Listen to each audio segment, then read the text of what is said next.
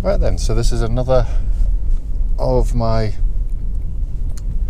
latest series of videos, and these videos are basically my thoughts and impressions, I guess, on cars that we sell. Because, as I say, most of our videos are basically the same thing, which is a case of just going through the mechanical items of cars, just to establish that there's hopefully no issues on the cars, but obviously to relay back if there are.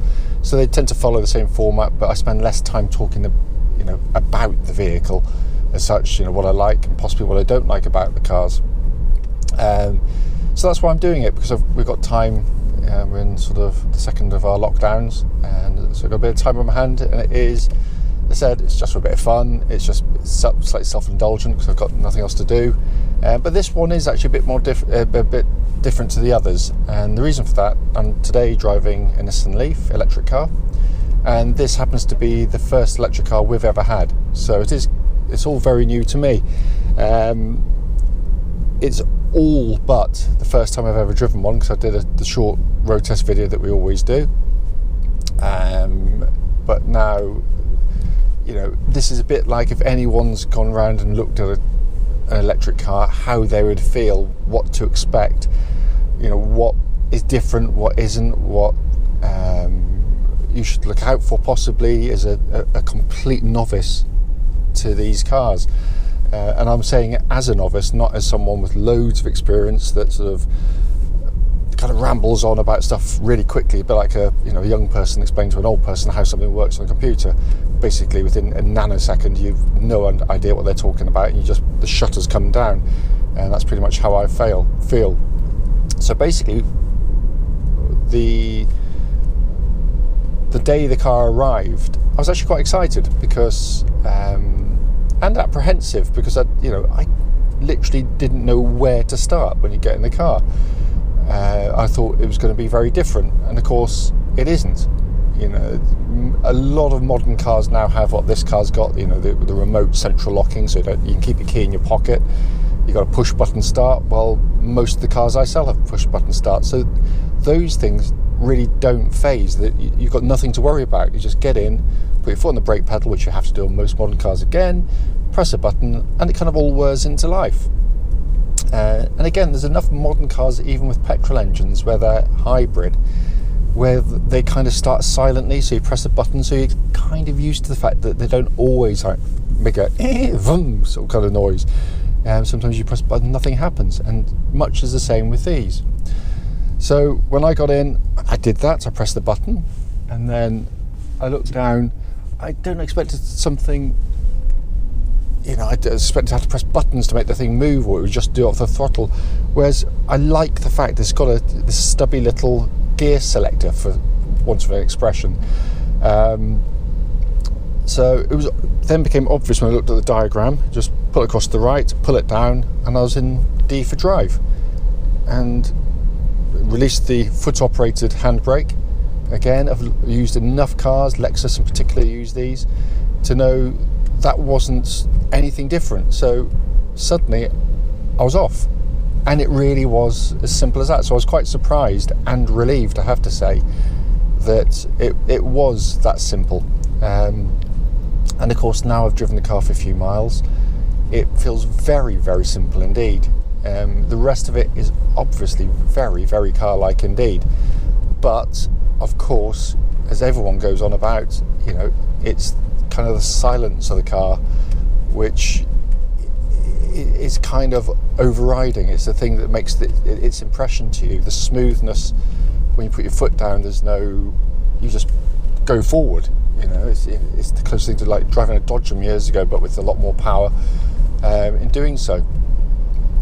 I have to then say that I drove it for the first drive, and then briefly went to the local shops only a couple of miles down the road on the main road, and I thought, actually, this seems a little bit slower than I expected, even for an electric car. I just thought they would have a bit more.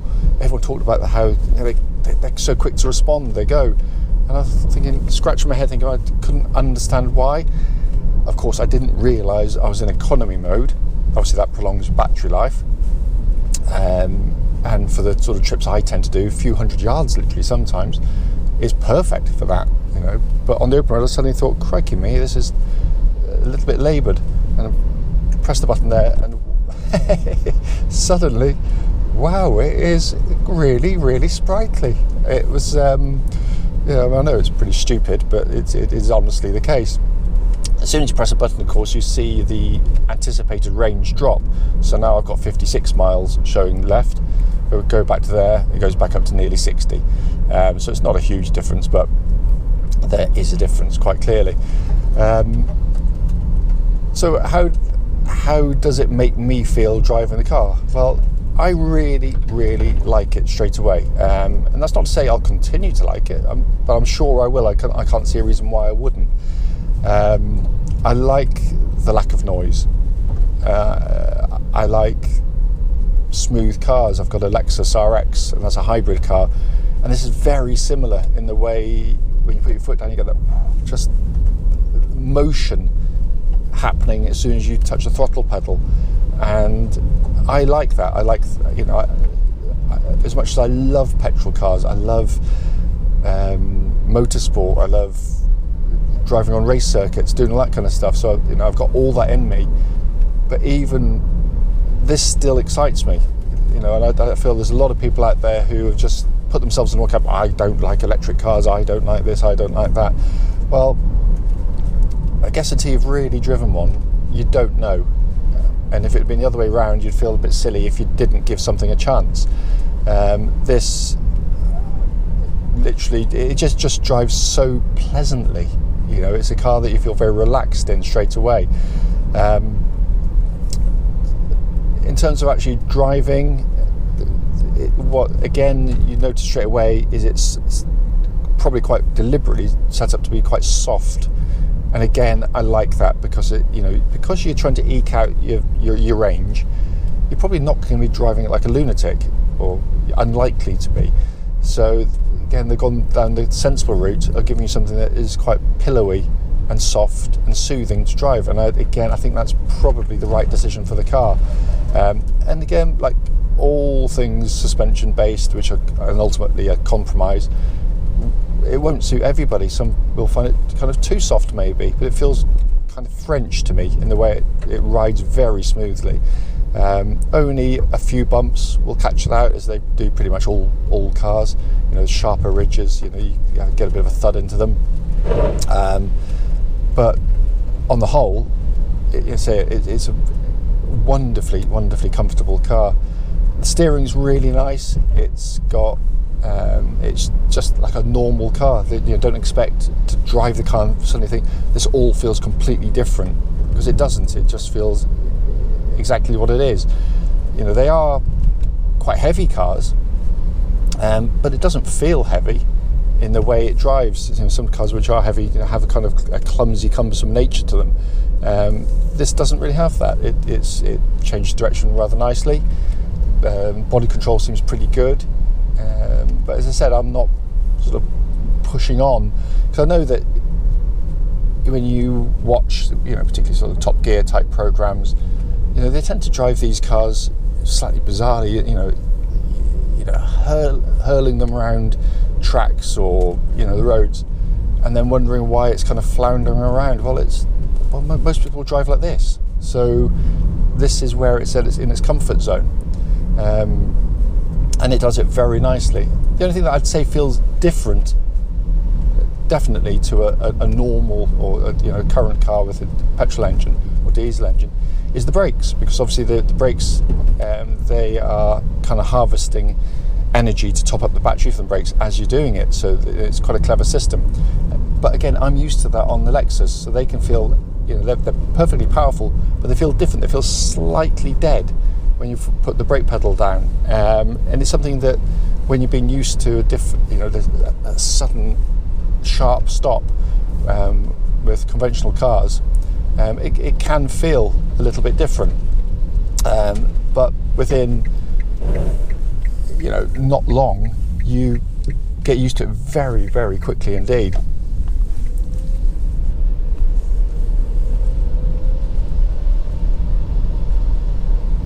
And then coming inside this particular model, this is I'm really bad at pronunciations, I think it's a Acenta, something like that. But it's a very nicely equipped car. You know, it's got all the things I want in a modern car. So it's got sat-nav, hands-free, cruise control. You can go for models above. I think in this particular range it was the Techno model. Then you can have kind of heated leather-bound seat. I'm not sure what else there is, in all honesty, but that's the thing I seem to remember on the spec list. But the layouts, again, probably at the time it seemed quite futuristic or advanced, but it actually feels quite normal to me. But again, that might not be fair, because we sell a lot of kind of Honda Civics, and they have quite futuristic dashboards with two-tier designs, as I refer to them, which is something I really love, and I'll come to in a second. But the centre here, just actually quite conventional. It's nice, simple, easy to use, sat-nav, climate control system, all there. There's nothing particularly different in that respect. I haven't gone into loads of sub-menus to see what else there is, so there may well be stuff hidden that I haven't actually embraced or used yet. Then directly in front here, you've got what I love on the Civics, and the same with the Leaf here. You've got this high-up display for your speed, but also your how sort of economically you're driving, in effect, on there. And I've got lots of branches on my little tree going on, so I'm obviously doing very well indeed, so I can pat myself on the back. But that high-up display means it's brilliant. You look ahead at the road and you've got your speed there. It's really cleverly done. Then you've got this information panel below, which the obvious ones to look for, and the ones you're going to look at pretty much the whole time, will be your the range. And I'm going to come on to range in a minute. And then next to that one, you've got your battery state of health, which is, you know, the big thing everyone's checking. And I get a feeling that's going to be quite annoying, because it's got, you know, this one's got 12 bars, which apparently it's in good health. You know, it's loads, all its original battery strength is still there. But I reckon that's going to be one of those things, when it's down to half, people are going to be starting to panic. Yet they realise actually it got down to half in about 10 years time, so it's equivalent of like 50,000 miles on an old car. 100,000 is when it's about to drop and fall apart, is what it used to be. That's how I think that's going to affect used values. So it'd be interesting to see. It'd be interesting to see what happens with that. So in terms of driving the car and just functionality, day-to-day use, it is just as a normal car. It's lovely. I have to say, I really am bowled over by the thing. Which brings me on to probably the thing that I guess worries people the most, which is range and charging and how you do it. Because I have to say, I've been driving for nearly 35 years or so, and so used to just filling my car with fuel and not even worrying about it. On rare occasions, getting really close to how little fuel I got left and panicking. But the way you've got to get your head around it with this car, I guess, is the fact that instead of having a petrol tank which gives you the opportunity to drive 300 miles or so, here we've got a battery that gives you the opportunity to drive about 60-70 miles, something like that. So it's like having a tiny petrol tank, and having to sort of mentally deal with the fact that you're going to have to fill up or top up on a much more regular basis. And should that be a concern? Should it be a worry? So for me, no, because that's the reason that I'm buying my own Nissan Leaf. I'm going to buy one. So I've fallen in love with the thing.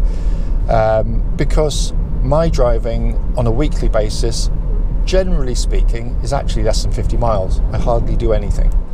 And I think it's right for the environment. I think it's right for all sorts of reasons, financially as well, that I drive an electric car now. But if I want to go on a longer trip, how does that pan out? But again, for me, because it's so infrequent, the infrastructure is there to be able to do that. But this is where I'll probably be honest with these things. If I lived out in the sticks as we do, and we did do the occasional longer trip, I would probably want 2 cars or a later electric car with a longer range as an option. If I was living in central London, big city, and that's pretty much where I stayed, and I travelled 1.5 miles to work, or 5-6 miles to work every day, maybe up to 10, 20, I don't know, then it's perfect. It'll be absolutely ideal, because you got, normally speaking with these, you get 2 charger leads. Obviously you get the one which I plugged in the other night, the little sort of 3-pin plug, left it on overnight and it fully charged, that's fine. And then you've got the fast charge one, which I'm about to do when I finish doing this video. This is my first trial. I'm going to go to a service station and use a charge point for the very first time, having downloaded the app, so I've done all that kind of stuff. So, it's but I feel quite nervous doing it, which is really silly. But the range, as I said, it's daft, because what I'm doing with my current diesel car is I'm filling the car with fuel every couple of months, and I've got 500 miles worth of fuel on the car, and I'm dragging around all that fuel the whole time, actually unnecessarily. It doesn't need to be there. They don't need to have that much in there. It's actually bad for the fuel economy of the car, and it's excessive. With this, I'm topping up once a week. That's what I would need to do. Should I buy one, or when I get mine? So it's overkill. This would be exactly like if I was commuting once a week and I was doing 400 or 500 miles a week in a conventional car. Then I would need to fill up with fuel once a week. Whereas it's exactly the same with this. So that's how I view it anyway. So this is now my first run on the motorway, and I'm going to end the video quite soon actually anyway, because I've bored you enough with it. And I'm running at 70 miles an hour. It got there really easy. I was just tickling the throttle, by the way. So I'm cruising at 70 miles an hour, which means the bloke on my right hand side is going considerably faster. And it cruises really nicely and very, very quietly. So